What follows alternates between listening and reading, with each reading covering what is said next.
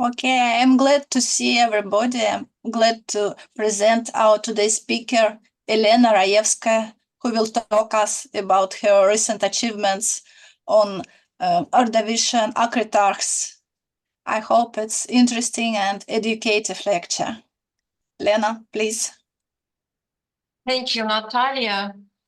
Yes, I'm going to tell you a story about Ordovician acritarchs from Baltoscandian basin, rise distribution and acritarch-based biostratigraphy. It doesn't go. Okay. If you go to internet and write down on a searching line something like Ordovician life, we find many reconstructions of marine biocenosis showing different kind of animals and no microphytoplankton. Also, it is a main basic element of the long food chain. It is understandable because of the size, which range between 20 and 60 micron in general. Microphytoplankton, as we consider it, is organic walled microfossils grouped informally as acritarchs. This group was initially considered to comprise fossil unicellular organisms of unknown polyphyletic origins with no clear classification.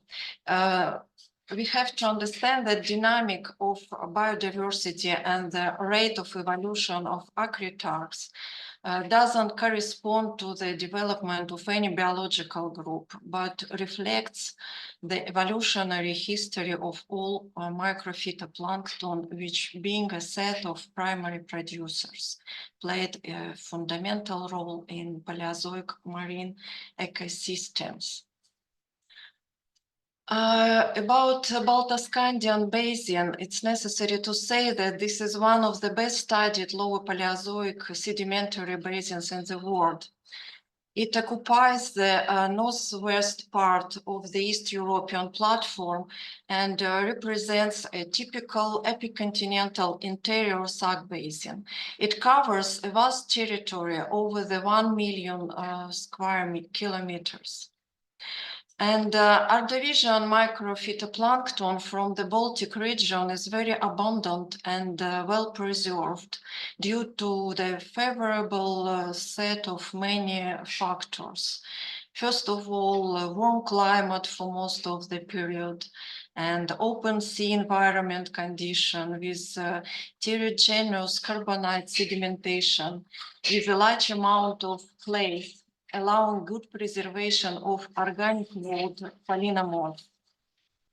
Also, no metamorphism and low degree of catagenesis on this territory. And despite of a number of small breaks in shallow shelves areas, the Ordovician succession is almost complete from biostratigraphic point of view. And the East European platform was a part of Paleocontinent Baltic district throughout the Ordovician from the high and moderate latitudes of the southern hemisphere to the equator, and also turned around a little. And during this latitudinal migration, Baltic continents it is reflected in succession of shallow water fishes from silicic sands in the lower Ordovician and Tremodocian, and through cold water carbonates in flow and sandbarn interval, and warm water tropical carbonates in the upper Ordovician Catian Hernantian stages. According to the bathymetric zonation of the Baltoscandian basin, deep water offshore facies are confined with Scanian confacious belt, which lithology is dominated by black shales. The central Baltoscandian confacious belt occupies intermediate position between Scanian and North Estonian and Lithuanian ones. The sediments seem to be deposited in a hemipelagic environment below the storm wave base. The shallow water deposits with traces of storm wave and tidal activity occur in the North Estonian confacious belt and cropped out here along the Baltic Clint, Ladega-Baltic Clint. However, it is also important to say that despite the fact that hundreds of articles dealing with acritarchs from Ordovician of Baltica, here I put just some of them, there is no comprehensive picture about evolution of Ordovician acritarchs from this region so far. And to draw it, several investigations in the last 2 decades had been undertaken in different parts of the Baltoscandian paleobasin. The yellow spots with red dots in this picture show the location of the material that I'm going to present in this lecture here, and other pure yellow points. This is the material of published material that was used for analysis. For the stratigraphy, it is important to say that the global stratigraphic scale of the Ordovician has been seriously modified. Among all previous stages, well-known British series, only Trimodocean remain unchanged. Others were changed in both names and stratigraphic intervals. Therefore, this is an important task indeed to recognize and trace the global stratigraphic boundaries in different regions. It was suggested by a Russian subcommission on the Ordovician and Silurian systems to use in Russia for biozonal standards 3 parallel scales of graptolites, conodont, and chitinozone zonations. But as it was subsequently realized, these last 2 scales of conodonts and chitinozones are not easily applicable in Russia due to remarkable provincialism of conodonts and chitinozones in the Ordovician. Of course, there was a sense to look for any additional fossil group with biostratigraphic potential that can be used as extra tool. In the Baltoscandian stratigraphic scale, 18 regional stages horizons are established. The first step in creating acritarch zonation was done about 2 decades ago in St. Petersburg region, where the succession of the upper Cambrian to lower middle Ordovician well exposed in a series of outcrops along the Baltic Ladega Clint. More than 24 rock samples from 12 sections have been investigated for acritarchs. I don't go into details, I just show some of sections. And some 9 acritarch assemblages had been identified in the lower and lower middle Ordovician interval. The upper part of the Ordovician is mostly eroded in the studied area. Therefore, to continue this work, I moved to Moscow scenic lines as well. This is a basin at the most eastern part of the Baltoscandian basin, which was partly isolated from a mine basin by a lovat structure. This is the Vendian uplift. And due to existence of this barrier, there were different sedimentological conditions and dissimilar benthic fauna. Thanks to Alexei Zayshev, I had the material from 3 boreholes from Post Torch, where Alexei worked. And these 3 boreholes are located in the central part of the Moscow scenic lines in the Yaroslavl region, where Ordovician sediments occur at depth from 8,000 to from 200 to 2,400 meters. And there in Moscow scenic lines, there were study by Dmitrovskaya who suggested establishment of horizons on the base of brachiopod distribution.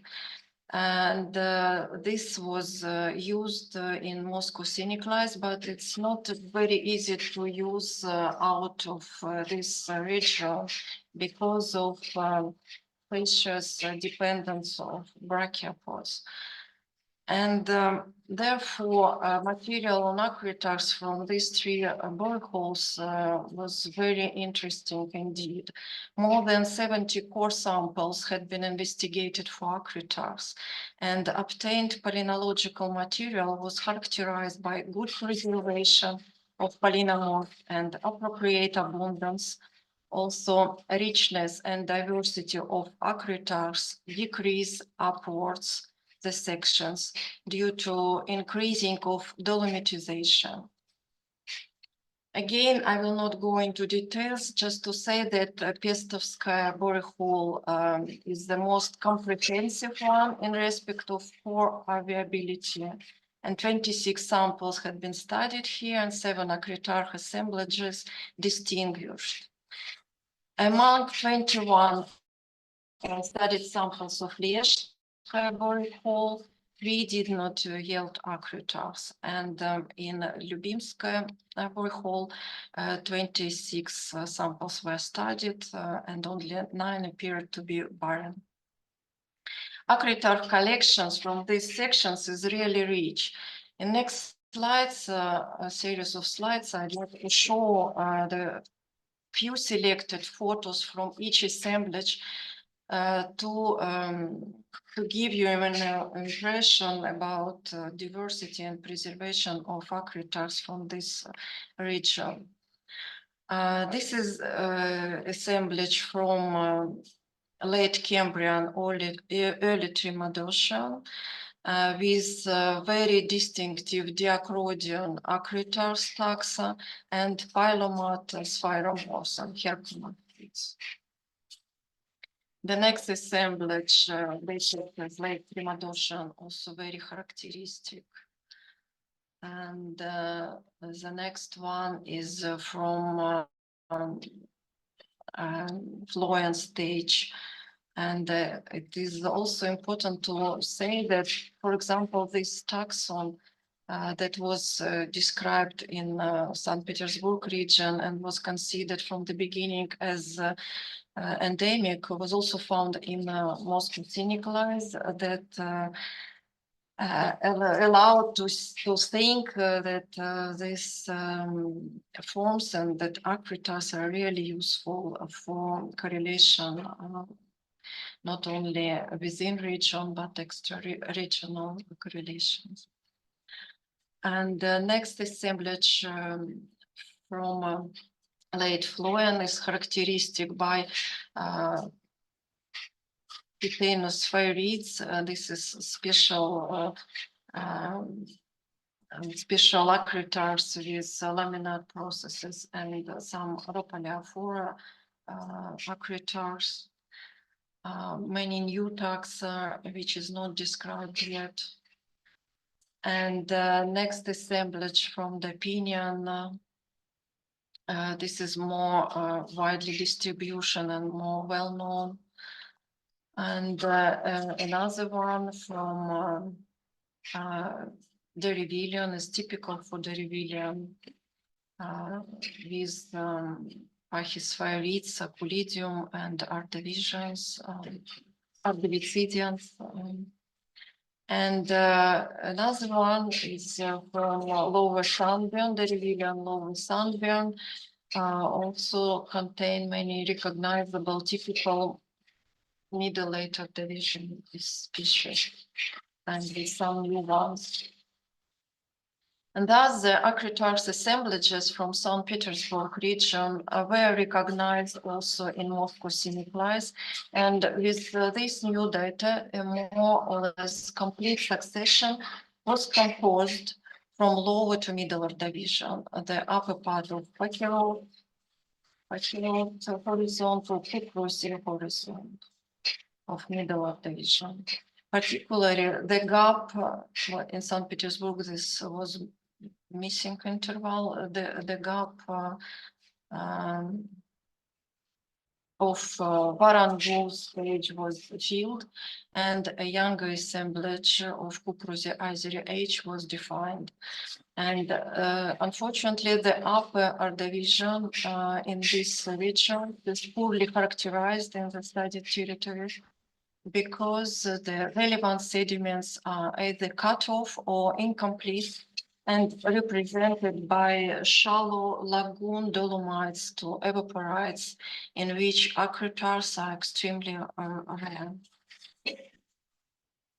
The continuation of the compiled accretar succession was made thanks to recent studies of another borehole drilled in 2010 near the village Lisina, to southwest of St. Petersburg and the southern part of Izhora upland. Exposed Ordovician deposits of about 140 meters thickness from Trimadoshan to the lower Petian is represented by the almost complete core. The lowest part of the section, about 9 meters thick, represented by unconsolidated quartz sands of the Upper Cambrian Trimadoshan, and that's why was not sampled for accretars. As well, the upper part of the section was not sampled due to unsuitable facies, mostly dolomites. A total 60 samples were taken and studied for accretars from this section. And new palynological data made it possible to build up a succession of lower middle Ordovician accretar assemblages up to middle Sandbian of the upper Ordovician Halyala horizon. Altogether, 6 assemblages of accretars were distinguished here. 4 of them are common with already discussed ones, and last 2 characterize the Halyala horizon, its lower and upper part, respectively. And this is a photograph of some accretars from these assemblages from Sandbian and upper part of Sandbian, upper part of Halyala horizon. Some new taxa recently published, not published yet in press. And to complete the accretar zonation, sections from more deeper part of the basin were where the upper Ordovician interval preserved and consists of more suitable marine facies were had to be studied. And thanks to Ole Hinz, Estonian colleague of mine, I've luckily got a permission to study some wells sections and collect core samples from Estonia. And those were Viki and Valga boreholes. And in addition, published data by Anneli Jutova from Rapla borehole were also analyzed. And 50 samples were collected from Valga borehole and 35 from Viki core. And only 8 samples out of 85 turned to be barren. And I have to say that a few years before I came to Estonia, the Ordovician-Silurian boundary interval in Valga section had been studied yet by a colleague of mine, Delabroix, and co-authors, published in 2011. And so I continued down the section and could compile all the data. And this is the data from Viki borehole. Altogether, more than 120 acritarch taxa were identified from these sections, including 12 new taxa. And again, this is some photographs of this material, characteristic for lower Cation. And it is possible to see that this material is also well preserved. And one of characteristic feature of Cation assemblages in this interval is the high abundance and variability of small-sized acritarchs, also normal and large ones also present. And this is another assemblage from Upper Cation, again with this small-sized acritarchs. This is 20 microns. And I'd like to emphasize that at the level of Hirnantian, lowermost Silurian, giant acritarchs vacuum. This is for comparison, the previous acritarchs 20 microns, and here we see the big ones. And this is the final part of the construction that I try to combine. On the base of studied sections, correlation and analysis of acritarch diversity and distribution, the whole succession for entire Ordovician was constructed to get a general view on evolution of microphytoplankton in the Baltoscandian basin. This is some ideas about evolution stages that we could see. After the global fall in sea level at the end of Cambrian, almost all typical late Cambrian acritarchs disappeared by the end of the Trimodocian. And this interval, it was a peak of abundance of bipolar diacrodian acritarchs. And only a few forms continue to exist in the Ordovician. And a real rise of acritarch diversity began with occurrence of principally new morphological elements in early middle Ordovician. And here was a peak of richness of acritarchs in the Derivillian. And then it was gradual decrease to minimum in the Hernantian due to the global decrease, due to the global cooling at the end of Ordovician. And not all pronounced morphological innovation or massive extinction of characteristic taxa correspond to high-rank stratigraphic boundaries, but occur near regional ones. Probably I have to discuss more this picture because really we see here some new morphological elements that in acritar structures that was not present in Precambrian, late Precambrian and Cambrian.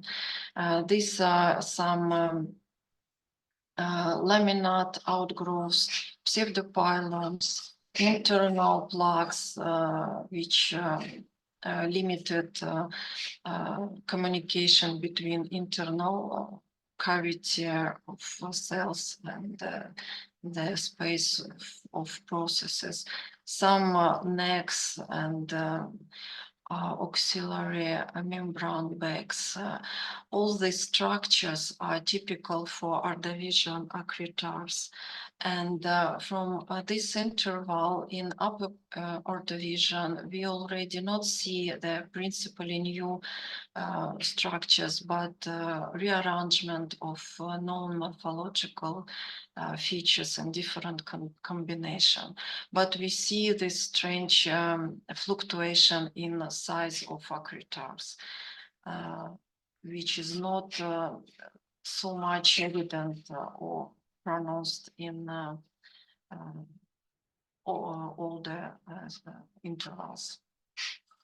As also, I want to say that this taxonomic diversity actually was made in 2011 and is not really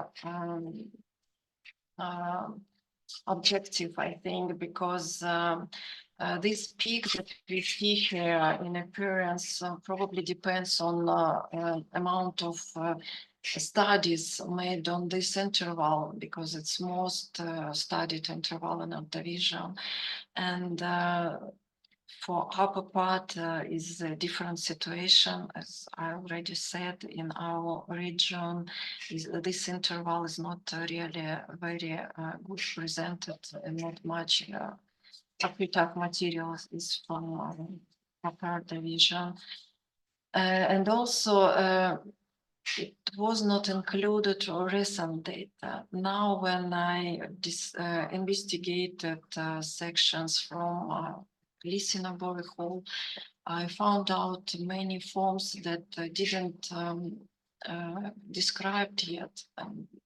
There are really many new taxa which need to be studied, and probably this decrease couldn't be so sharp, but probably like on lower Ordovician can turn to right. And if we compare with sea level change curve that was suggested by Andrei Dronov and his co-authors in 2011, again, we don't see a straight correlation with this fluctuation. And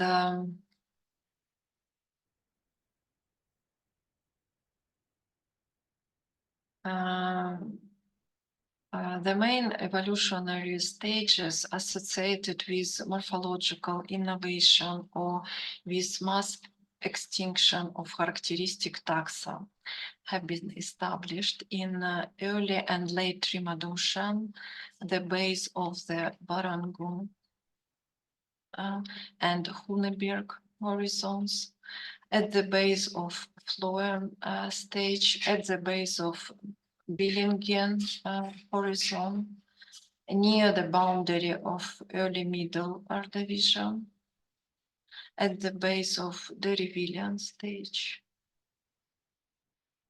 at the top of Cation, and top of the horizon and the middle the Cation. And there is no direct correlation between microphytoplankton diversity and sea level fluctuation, as I already said. And we cannot see in Acritarch's evolution, we cannot see boundary between upper Cambrian and lower Ordovician. This is not really underlined by Acritarchs, but all these changes have happened in the middle. But the boundary between Ordovician and Silurian is clearly seen by Acritarchs. Anyway, the high Acritarch diversity and well-recognized evolution steps supply this group of microphytoplankton by a very good biostratigraphic implication, particularly for Ordovician. Coming back to the Ordovician stratigraphy, it is necessary to say that established conodont and chitinozone standard zones for Russia are not always usable due to facies dependence and biogeographical provincialism. Instead, Acritarch seems to be more useful. They show high biostratigraphic potential and could play a definite role in the elaboration of Ordovician Acritarch zonation for the East European platform. The obtained results, together with published data review, allowed to construct a more or less complete succession of Acritarch assemblages from late Cambrian Ordovician boundary to the base of Silurian, which reflect the whole evolutionary trend of microphytoplankton of Baltica. However, I have to say again that the presented material is a general sketch without details. Further investigation is required to tie the Acritarch assemblage zones with standard zones on other groups, as well as to make a correct choice of index taxa, names for index taxa of established zones or assemblage zones, because the diversity is so high and the names of species sometimes are not verified. Many taxa described, new taxa described, but to use them for stratigraphy, it is very necessary to check their lateral distribution from the beginning. And this is a long story, it takes time for this. That's why it's not yet completed. But I hope that in some next years, this work will be completed and I will be able to suggest complete Acritarch assemblage zones for the Ordovician of Russian at least. And this study is a contribution to the IGCP project 733, Rocks and Rise of Ordovician Life, knowledge gaps in the early Paleozoic biodiversification. Thank you very much. Thank you, Elena, for your interesting and beautifully illustrated lecture. It's time for questions. If you want to pose question, let's raise a hand and I will let you speak. And if you prefer, write your question in the chat. And if anybody want to pose your question in Russian, it's also okay.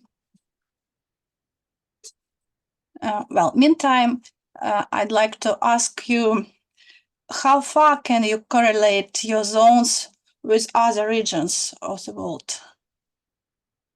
Yes, this is a good question, and I can say that, of course, not all of assemblage zones can be traced far away, but since I, in parallel way, I also study Siberian platform and Arctica, And I can say that there are quite many stratigraphic levels that can be traced. And I was happy to see that some taxa that I was described in Siberian platform was found recently in St. Petersburg region too, and in Estonia. And also it is difficult to say how long these boundaries can go in Arctica because we have very sparse material from there. But from those parts that I studied, that was in Kalguif Island, for example, and in some Kara Basin and in Spitsbergen, there were some levels that I could recognize and correlate with assemblage zones from Baltoscandian region. And I think that there is a future for this for this scale. If it will be completed, I think that it can be used for long distance correlations. Thank you. And we have 2 comments in the chat. Could you look in it? I can't decipher the name of the first commenter, but he or she wrote great talk. And John Marshall writes, simply beautiful acritarchs. It shows the contrast with the metamorphic acritarchs in the UK Ordovician. But do you worry about big gaps in the Baltic sequence and how you can find out how long these gaps are? Yes, thank you for this question. As I already said in the beginning of the lecture, there are many gaps, but they are not long-lasting, and it's proven by Katina zone and Conodon zonations that is well elaborated in Estonia, for example, in more western part of Baltoscandian basin. And that's what I already said. I need to tie aquitarch zones with those made on Katina zones and Conodons. And I'm sure that it will be done soon because there are material and there are good data that it's possible to use. And also because these acritarch samples that I studied, they were collected just from the same level from which Katina zones and Conodons were described. Also, there are gaps, and probably in some way it is difficult to say how these taxonomical changes, gradual or sharp, but the succession is more or less complete. And I can be sure in it because I compare this with all known data from other regions, not only in Russia, but also from different, from other continents. And at least for lower and middle Ordovician, there are some parallel trends that can be compared. Thank you, Lena. John, could you comment? No? If you switch on your microphone, of course. Yes, I think you always need somewhere outside the Baltic Basin to compare with, to see if you're finding acritarch assemblages which lie between. But the problem is always the provincialism in the Ordovician. Yes, that's right. And we obviously in the UK, we have deep water sequences, but the acritarchs are quite difficult. Yes, of course. So it'll just take time, I think. Yes. And one hopes that things like paleomagnetism in these Baltic rocks, as methods get better, might give a contrasting way of doing time, or maybe isotopes, but what do I know? Yes. Thank you. Thank you. Bruce Cornett asks you in the chat, how secure are the actual radiometric ages for the Ordovician in your diagrams? How secure? What? Sorry. You may look in the chat to read it. How Where is, I don't see. down in the screen. Yes. And scroll and find Bruce Cornett question.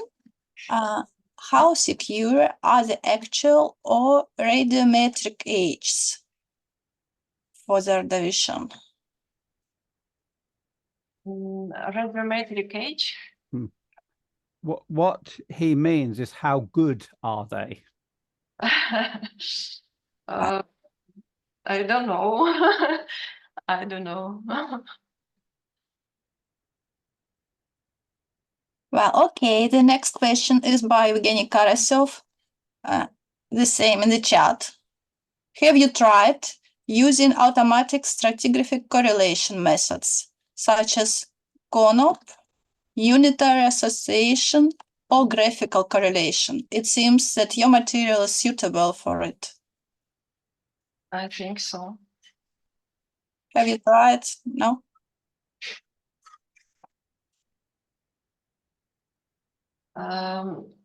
Natasha, can you help me to see what is written, because I don't hear you well. Внизу экрана такая штучка, чат. Щелкаешь туда, и там видишь, все написано. Because I see, okay.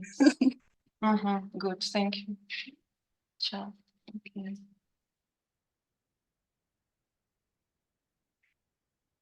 Я могу по-русски продублировать вопрос. Не, нормально. Okay, let's continue. This is Evgeny, have you time to use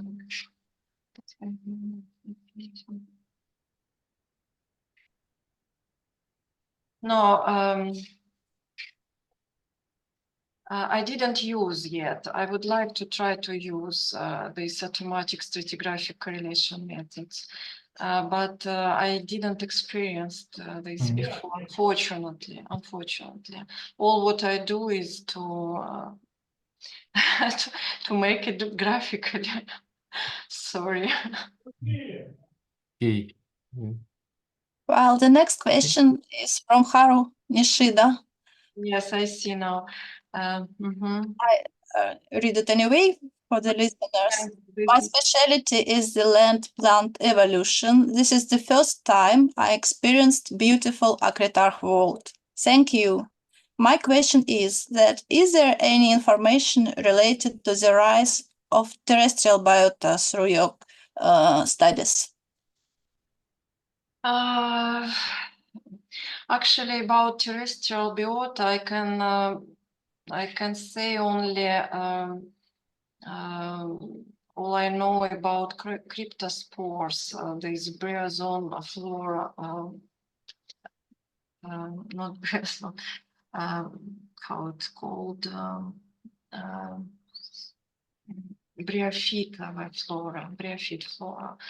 And cryptospores occur in the lower middle part of Middle Ordovician. I don't see much cryptospores in Middle Ordovician in Baltoscandian. They occur mostly in Upper Ordovician in deeper parts of basin. But in the Siberian platform, there are very diverse cryptospore flora in different sections all over the Siberian platform. And that was some papers published about this, but I didn't study plants and this bryophyte flora, and I don't know nothing about terrestrial plants that related that produced these cryptospores. Thank you. And Okay. one more question. Oh, you may comment, Haro. Yeah, thank you very much. And I really enjoyed your talk. And about your answer about creep spores, it's a quite different things for both of us. And I just want to ask one another question that if do you have any you showed clear change of biostratigraphy through Ordovician to Silurian, and in Silurian the bigger forms appear, and before that there's a kind of decline of acritax at the end of the Ordovician. And do you think these changes are somewhat related to the terrestrial change? No, I don't think so. I don't think so, because I didn't study Silurian properly, but I've seen some sections in Siberian platform and some acritax from there. There are no sharp changes. Acritax continue into Silurian without any remarkable peaks with different outlook, or I don't know how to say. I don't see this in acritax. Okay, thank you very much. Thank you. And one more question from Evgeny Karasov. Why do some acritarchs have a pink color? They are not pink. Of course, they have a different thickness of their wall. Sometimes they are also yellowish and greenish and brownish, and the color depends on thickness of wall and of course state of cartogenesis. But pink color is just color obtained through the preparation. Between sometimes we colored them to get more sharp morphological features on cells with very thin wall. This is safranin chemical preparat that used for the coloring. Thank you. And see one more comment from John Marshall in the chat. A good place to start with autostrat coral methods would be by using PAST. It is free and soft of R for paleontologists. They're easy to use. Google PAST and owing to find it. Thank you very much. Thank you. Good, I'll try. Well, do we have more questions?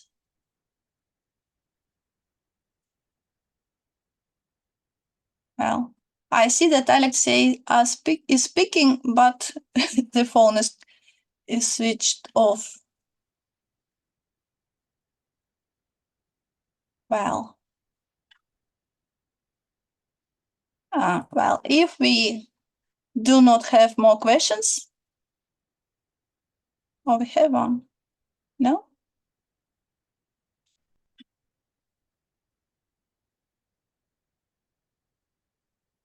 Well, I'm not sure. Perhaps we have one question, but just wait a minute.